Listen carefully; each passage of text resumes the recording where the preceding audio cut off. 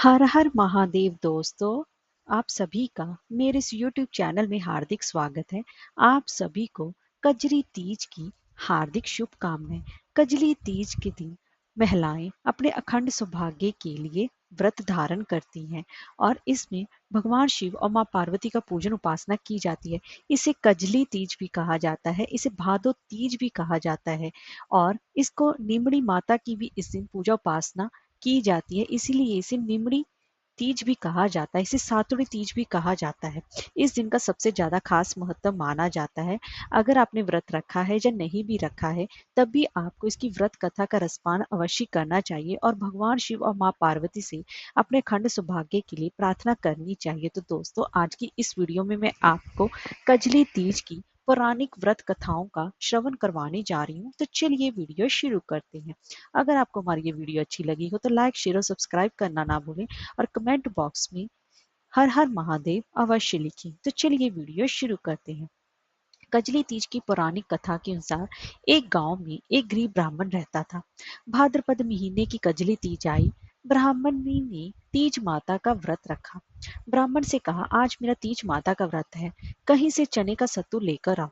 ब्राह्मण बोला, सत्तू कहाँ से लाऊं? तो ब्राह्मणी ने कहा कि चाहे चोरी करो, चाहे डाका डालो, लेकिन मेरे लिए सत्तू लेकर आओ। रात का समय था। ब्राह्मण घर से निकला और साहूकार की दुकान में घुस गया। उसने वहां पर चने की दाल, घी, शक्कर लेकर 1.25 किलो तोड़कर सत्तू बना लिया और जाने लगा। आवाज सुनकर दुकान दुकान के नौकर जागे और चोर चोर चिल्लाने लगे। साहूकार आया, ब्राह्मण को पकड़ लिया। ब्राह्मण बोला, मैं चोर नहीं हूँ, मैं एक गरीब ब्राह्मण हूँ। मेरी पत्नी का आज तीज माता का व्रत है, इसलिए मैं सिर्फ ये 1.25 किलो का सत्तू बनाकर ले जा रहा था। साहूकार ने उसकी तलाशी ली। उसके पास सत्तू के अलावा कुछ नहीं मिला। चांद निकल आया था। ब्राह्मणी इंतजार कर ही रही थी। साहूकार ने कहा कि आज से तुम्हारी पत्नी को मैं अपनी धर्म बहन मानूंगा। उसने ब्राह्मण को सत्तू, गहने, रुपए, मेहंदी, लच्चा और बहुत सारा धन देकर ठाट से विदा किया। सबने मिलकर कजली माता की पूजा की।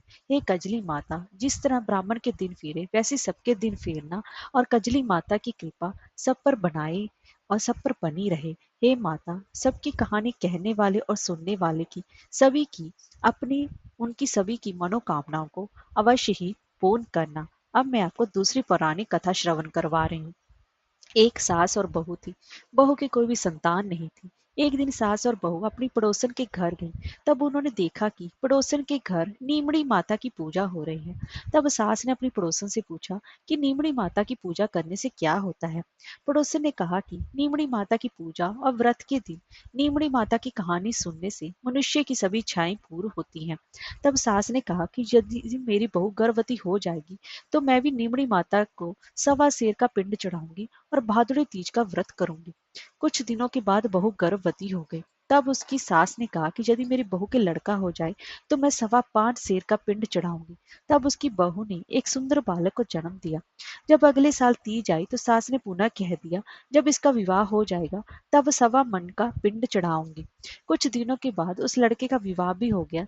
जब तीज का त्योहार आया तो सास बहू दोनों अपनी नई बहू को लेकर नीमड़ी माता की पूजा करने लगी। सब लोगों ने पूजा तो कर दी, लेकिन जब ये दोनों पूजा करने लगी तो नीमड़ी माता दूर खिसक गई। ये जितना पास जाती, नीमड़ी माता उतनी ही दूर खिसक जाती। जब नीमड़ी माता ने उनकी पूजा स्वीकार नहीं की, तब कुछ औरतों ने उनसे कहा कि आपने नीमड़ी माता को कुछ चढ़ाने के लिए बोला है क्या? तब सास ने कहा कि हाँ, बोला तो था। तब उन औरतों ने कहा, पहले बोली हुई इच्छा पूरी करो, तभी नीमड़ी माता पूजा स्वीकार करेगी। तब सास और बहू ने घर जाकर 1.25 मन का पिंड बनाया और गाजे बाजे के साथ गीत गाते हुए नीमड़ी माता की पूजा की और उनकी कहानी भी सुनी। माता भक्ति और श्रद्धा देकर प्रसन्न हो गई। बहू ने नीमड़ी माता का पूजन किया और चांद को अर्घ्य दिया। हे नीमड़ी माता, जैसे बहू को पुत्र दिया और कृपा की, वैसा ही सभी पर करना और नीमड़ी माता की कहानी कहने वाले और सुनने वाले को और उनके पूरे परिवार की, उनकी सभी की मनोकामनाओं को पूर्ण करना। अब मैं आपको तीसरी पुरानी कथा श्रवण करवा रही हूँ।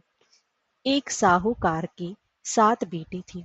उसका सबसे छोटा बेटा अपाहिज था, वह रोजाना एक वेश्या के पास जाता था। उसकी पत्नी बहुत पतिव्रता थी। खुद उससे कंधे पर बिठाकर वेश्या के यहाँ ले जाती थी। बहुत गरीब थी।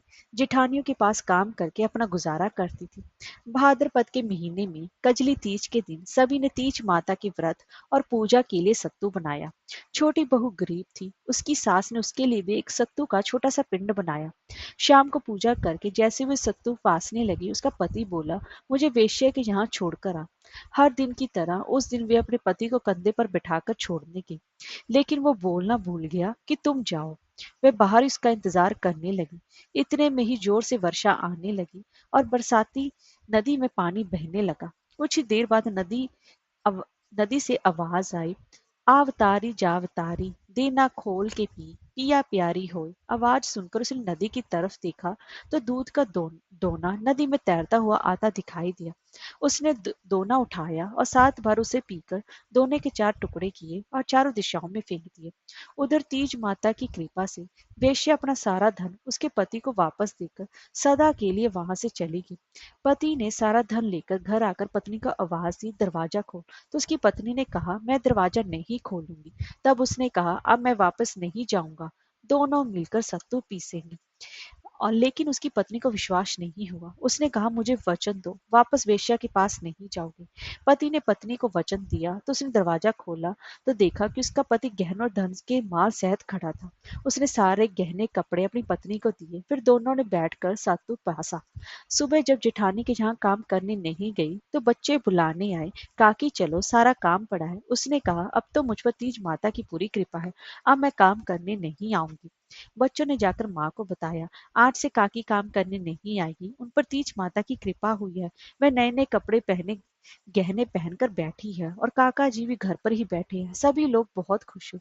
हे तीज माता, जैसे आपने उन पर कृपा की वैसे ही सब पर करना और सभी के दुख दर्द को हमेशा के लिए दूर करना। जय हो तीज माता की।